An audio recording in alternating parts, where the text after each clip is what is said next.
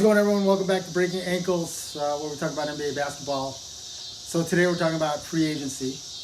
And I know it's toward the end of July. Basketball doesn't start for a couple months, but this free agent frenzy that just happened was crazy. So we just kind of want to put our thoughts out there. So why are you wearing the same clothes as did last episode? I got to that out. Okay. I look good in this shirt, that's why. So. Yeah. All right, so the team you think 50 curls right before this. I am going to the gym right after this. So the team that you think won free agency. Oh well, it's got to be the Clippers, but there's two different reasons. I would say I would go Clippers. I'm gonna go top three: Clippers, Pelicans, and Jazz. Okay, listen.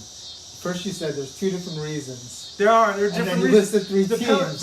Okay, so yeah. Okay, so I say the Clippers because they're going to immediately be ready to win now. I'm gonna say the Pelicans because they're building a great team to win for the future. I mean, they're gonna be really competitive. I think right away. You know, maybe the bottom half of the Western Conference. But they're going to be pretty darn good, and then the Jazz, pretty remarkable, and the Jazz is a combination of win now and they have a lot of young talent. So I don't know. Yeah, they got Mitchell. You know, they got Conley, which is the experience that they needed. So yeah, I thought that was just a good overall free agency. And then one of my top free agency picks is on the Jazz too, which we're going to get to later. Yeah, we're gonna get that a little bit later. So what teams would you say? You know, I think the Pelicans, because of the trade, I think they made the most of free agency, and I'll get into that also because I think one of the signings they had, I think, was like a really key signing. I can guess who that is. Similar skills. I think Utah did to me when we play. No comment. So I think Utah did really well too in free agency.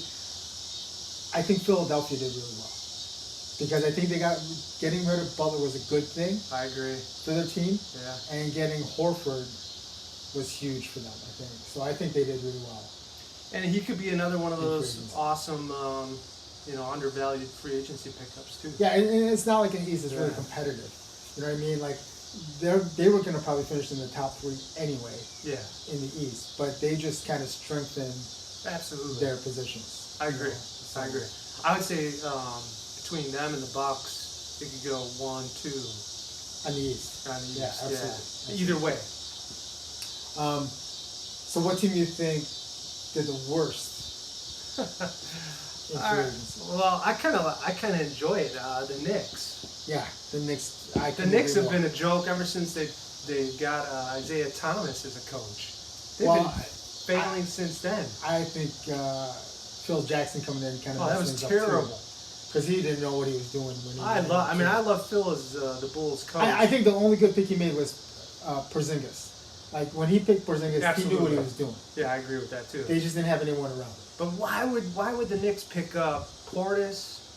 They picked up like 4 power forwards. Yeah, it makes absolutely no sense. You know, that sounds like the team that you would put together. You know, put 4 power forwards, go out there, just beat everybody up. Yeah. You know. Yeah. Throw the ball up or just get the rebounds. That's right, and then I would come in and make the shots. Right. So as far as free agency, gotta be smart. Well, I agree. The Knicks, I think, was probably the worst. Now, since we talked about the Bulls before, and we're from Chicago. I wasn't expecting much from the Bulls for free agency. I mean, I thought picking up. I was happy with just getting Kobe White. Well, that was through the draft. I know, but they needed a better point guard than they did. But they got also Thomas Satoransky. I think that's how you say his name. Yeah. I'm actually hoping he starts, and Kobe White is the reserve. Yeah. And he kind of learns on the job. Yeah, I mean, his shot was awful in Summer League. I mean, it was not good. But he has a lot of other good skills that, Chris Dunn doesn't have. No. Well, now we got 3 point guards, but it's just a matter of which one. Yeah, and Tom Satoransky could sub for Levine. he's got some Or good, Porter. he's got some good highlights out there on YouTube too. Sadaransky. Awesome dunks. Yeah, that's pretty good out there. So, like I said, I wasn't expecting much from the Bulls. Yeah. At all. Neither was I. All right, so Best free agents. we want to talk about like the actual free agents themselves. So, Yeah. like, who do you think was the best? I mean, people say like, look, getting Kawhi was a big thing, getting Paul George was big, right? Like, do you think that was the biggest sign of, or I don't say what the biggest, but what was the best free agent signing you think that happened? Oh, to me, it's absolutely Kawhi. Going Yeah, all the way to the 100%. Clippers. Because he was able to pull in Paul George too, and instantly made them one of the favorites to win a championship. Yeah. Yeah, pulled them. I mean, it's amazing what the Clippers have done, from having DeAndre Jordan, Chris Paul, and Blake Griffin. and and trade all those guys and Their team. in a couple years they're a championship contender. Right. But I gotta say, I think any team now that has nice weather. I mean, look at Miami, LA. I think these players are wanting to go to the good weather. I would want to. Oh well, but look, Utah came out okay. They don't have the greatest weather. Yeah, I mean that Portland, is true. Portland came out pretty good out of this, and Denver came out pretty good in this. That's true. We'll see how Michael Porter Jr. if he actually plays. Yeah, I know. Miami came out. Who would you say? Okay. Who would you say? So I say Kawhi. I think Kawhi was the biggest one out there. I think getting Paul George was a bigger deal, because if there's no Paul George going to The Clippers. You think Kawhi would have went? Well, they said that Kawhi would have gone to the Lakers because he wanted to play with someone else. Like, he wanted another big superstar to play with. I don't think he would have went to the Lakers.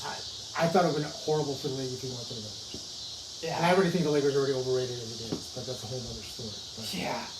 I think you're insane. So, Freaking LeBron. look, James. it could have been possible that he would have gone. It's LeBron James. Whatever you think about LeBron James, the guy's still a stud. I think that was probably the best. Chris signing. Middleton over LeBron James. Chris Middleton is a good guard. Sound like power forward, small forward. You sound like Hollins on ESPN. No, that guy needs to be off the air. I could do better than that guy on ESPN. Now, when you're saying Chris Middleton is better than LeBron James, that is wrong. This year he will be. It's wrong. You'll see. Chris Middleton will play 82 games. LeBron will barely Chris play Middleton 60. Chris Middleton. That's what he'll barely play. So, all right. So, what about the most underrated? Underrated. So- Well, I will let you go first because I would agree with. Because we've talked about. I'm assuming what I thought. So just to be clear, like when we talk about this stuff, we just kind of talk about what we're going to talk about, but we don't discuss beforehand what we're going to talk about. But we did talk about underrated free agent signings, and I think the signing that, and the name totally escapes me right now, JJ Redick. Yeah, I knew that's what you were saying. JJ Redick from going to New Orleans with that young team of guards and power forwards. Yeah. And to have an established shooter like that to totally open up the game. Absolutely. I think that was the most underrated free agent signing period of this whole year, maybe for the last couple years. Yeah, he scores like around 16 points a game. Yeah. Man, and he made the Sixers better with Embiid, with Simmons, right? He totally opened up that floor because he was that three-point threat. Yeah, the only thing I worry about with the Pelicans is the amount of guards that they have, how they're going to They got play Holiday, off each other. they got Holiday, they got Ball, but Yeah. Redick isn't going to dominating minutes. He's a pure shooter anyway. He's spotting minutes. He's going to start. He's going to spot some minutes. Fourth Do you quarter. think Ball is going to play as an off guard, or is he going to play as a backup? I think he's going to play the point. Oh, behind Holiday or like in front? I think Holiday will play the two. Ah. You could see a three-guard offense conceivably in New Orleans. Now, similar to how Golden State could be if Clay came back. Because with Russell and Clay and Curry. No one can match up. Yeah. So that's a good way for them. Okay, so Redick I agree with, but I also You know, I know you say pick your top. I can't. So I picked Bogdanovich. That was a good signing.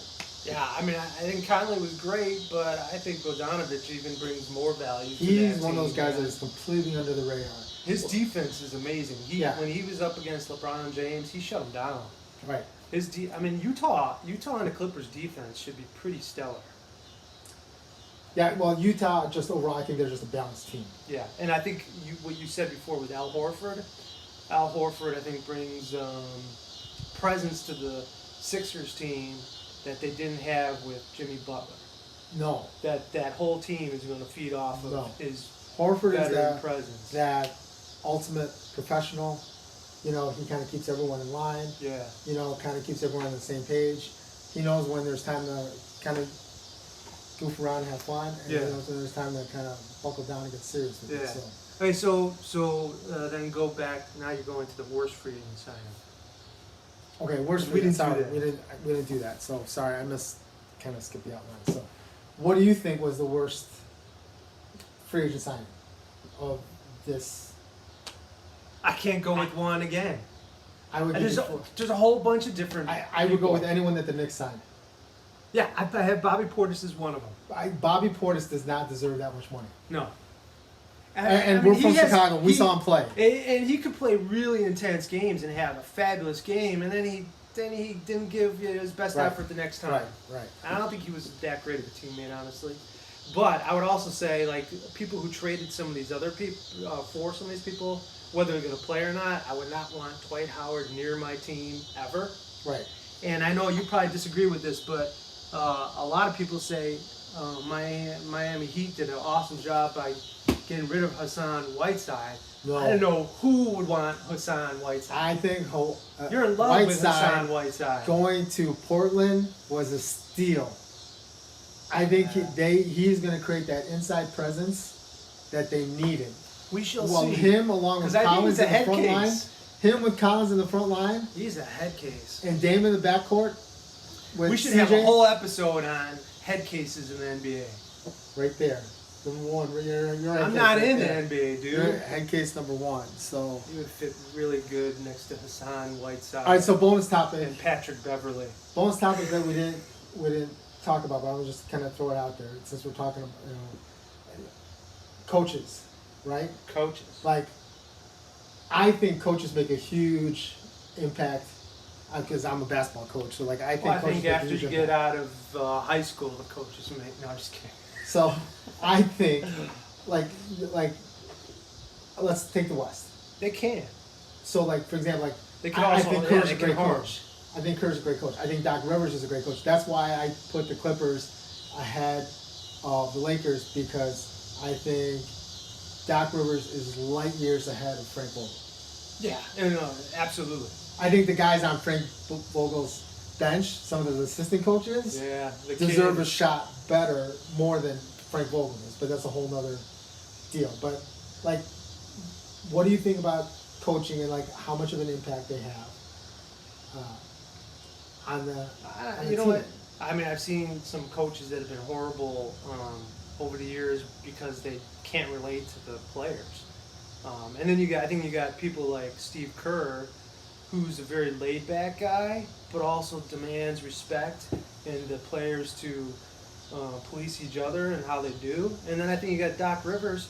I'm not sure. I think Doc Rivers is a really intense coach, but earns the respect differently than Steve Kerr. But they're both really good with X's and O's. And you need a coach who can adjust during the game, not just come in with a plan and then another team. So like look at the West. You know? I mean, like you look at the contenders in the West, right? You're talking about D'Antoni in Houston, right? We talked about Doc Rivers, Quinn Snyder in Utah, right? Yeah. Stotts in Portland, right? Curran with the Warriors. Mm-hmm. You know, and then you got Vogel, right? And then, just when you look at that, like I think that has to play into the equation with how you rank out those teams in the West. Well, I'm going Doc Rivers then right now. Yeah. It's got to be Doc, right? Yeah. I mean, and their team, their defense is going to be toward the top. Smothering. You know, and then everyone says that look, San Antonio didn't do much at all in free agency. They did nothing. Yeah. But everyone says just because it's Pop, they're gonna get the 8th spot. Like that 8th spot is there just because of Pop. Yeah. Like, They just don't have, I agree. He's an awesome coach. He's got to be a Hall of Famer, but I just don't. I mean, even if they get to the 8th spot, they're not going to do much. By then, look, we they know need there's to retool or something. without even mentioning San Antonio, we've talked about where there's at least 8 teams we can think of that should be in there. So like if San Antonio takes one of those spots, someone's got to be out. You know what I mean? Like I don't think I think Denver, the Clippers, Portland are the top 3 out in the West. But mainly because of their coaching. You know, like I think Malone in Denver did an awesome job last year. He knows how to coach that team. Yeah. He knows how to get the most of that team. Now whether or not that'll happen again this year, I don't know. But yeah, he's got a pretty good. I think it's so tight. I think. I mean, we could guess. I mean, a lot of people put Denver up top too, but I think anybody else, they're all interchangeable. After 1 and 2, I don't know. I would still say Clippers, personally Jazz, and then I think between 3 and 7 is all interchangeable. Well, the reality is, just make the playoffs because we've seen before. If you make the playoffs, it's all that matters because home court really doesn't mean anything. Playoffs? Right. That's football. I know. Or is that Allen Iverson? No, it's football. Practice. The Colts. Yeah, that's practice. Playoffs. All right, so You're talking playoffs? the podcast is called Breaking Ankles. So we want to know from you who broke whose ankles in this discussion today. Did I come out on top on this? Did Vic come out on top on this? Who had the better arguments He's today? getting angry. Who had the better point of view? We'd love to hear your comments. Post them below on the video. If you want to make sure you see the future podcast, hit the subscribe button, hit the bell, so that you get notified when we put new podcasts out. We'll be putting this out on a weekly basis. Shang. We'll be putting this out on a weekly basis. Probably every Tuesday we'll be putting new episodes out. We literally if put there's your head every right over literally that. my head could put your fit head right there. over that. That's probably where they got the logo from. We want to hear from you if you got some topics you want us to talk about, things you want us to comment on, hear our thoughts on. We'd love to hear from you. And again, we'll put this out on YouTube. This is going to be also on iTunes and Google Play. So thanks again for watching, and we'll see you in the next episode. Peace out. Peace.